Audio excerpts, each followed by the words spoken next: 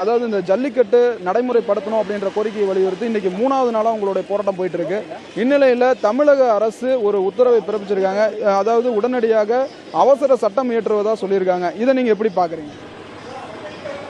இல்லை, எனக்கு புரியல. இப்போ 1000 ரூபா நோட்டு 500 ரூபா நோட்டெல்லாம் செல்லாதுன்னு சொல்லியிருந்தாங்க. அதுக்கெல்லாம் உடனடியாக அவசர சட்டம் போட்டு விடியறதுக்குள்ள சொன்னாங்க. அப்படி இருக்கிறப்ப 3000 வருஷமா நாங்கள் பின் பண்ணிட்டு இருக்க ஒரு விஷயத்த எப்படி அவங்க அவசர சட்டம் போடுறதுக்கு இதில் என்ன இருக்கு? தடுக்கிறதுக்கு இவங்க யாரும் இல்லை, அவசர சட்டம் போடுறதுக்கு என்ன இருக்கு? எவிடன்ஸ்ன்னு கேட்குறாங்க. கேட்டால் பீட்டா அமைப்பு வந்து எவிடன்ஸை சப்மிட் பண்ணி எல்லாம் போராடுறாங்க, அவங்க ப்ரூவ் பண்ணியிருக்கங்கிறாங்க.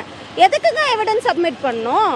நேற்று வந்து இப்போ ரீசெண்டாக இந்த நியூஸு பீட்டாவோட சிஇஓ பூர்வான்னு சொல்லிட்டு ஒரு லேடி, அவங்க ட்விட்டரில் ஃபேஸ்புக்கிலலாம் என்ன மென்ஷன் பண்ணியிருக்காங்கன்னா, என்ன பண்ணாலும் என்ன கதறினாலும் ஜல்லிக்கட்டு நடக்காது, நீங்கள் 3 நாள் இல்லை 4 நாள் சேர்ந்து இருந்துட்டு கலைஞ்சு போகிறீங்கன்னு. கலைஞ்சு போகிறதுக்கு இத்தனை கூட்டம் கூடியிருக்கு. என்ன இருந்தாலும் எங்களோட உரிமையாக நாங்கள் விட்டு தரதா கிடையாது.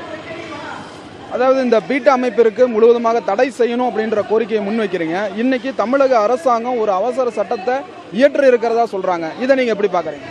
அவங்க இயற்றுறேன்னு சொல்லலைன்னா 2-3 நாளில் நாங்கள் இயற்றுறோம்னு சொல்லியிருக்காங்க. அவங்க மொதல் இயற்றட்டும், ஃபுல்லும் அது வந்து ஃபுல் பாஸ் ஆகி என்ஃபோர்ஸ்மெண்ட் லெவல் வரட்டும். நாங்கள் அப்போ யோசிக்கிறோம், இங்கிருந்து எழுந்திருக்கணும். எங்களுக்கு இன்றைக்கி இல்லைன்னா 10 நாள் ஆனாலும் இங்கே போகிறதுக்கு நாங்கள் தயாராக தான் இருக்கோம். அவங்க முழுசாக என்ஃபோர்ஸ் பண்ணிட்டு இன்றைக்கி ஆக்ட் போடுவோம், நாளைக்கு வேணாம்னு சொல்லுவோம்.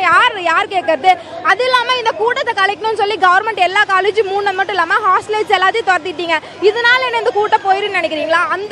இந்த போராட்டம் என்ன மெரினா பீச்சில் மட்டும் நடக்குதுன்னு நினைக்கிறீங்களா? தமிழ்நாடு ஃபுல்லும் நடக்குது. நீங்கள் சென்னையிலேருந்து துரத்துறீங்கன்னா நான் சென்னை, ஈரோடு வந்து ஈரோட்டில் இந்த போராட்டத்தில் கலந்துக்கிறேன். எங்க இருந்தாலும் சுத்தி இந்த போராட்டத்துக்கான ஆட்கள் வந்துகிட்டே தான் இருப்பாங்க. உங்களுக்கு இருக்கிற ஒரே வழி இந்த போராட்டத்துக்கான முடிவை நீங்க வந்து நாங்க எப்படி அமைதியா இருக்கோமோ அதே மாதிரி நீங்களும் அமைதியா இருந்து எங்களுக்கு ஏத்த வழி சொல்லுங்க. அவ்வளவுதான்.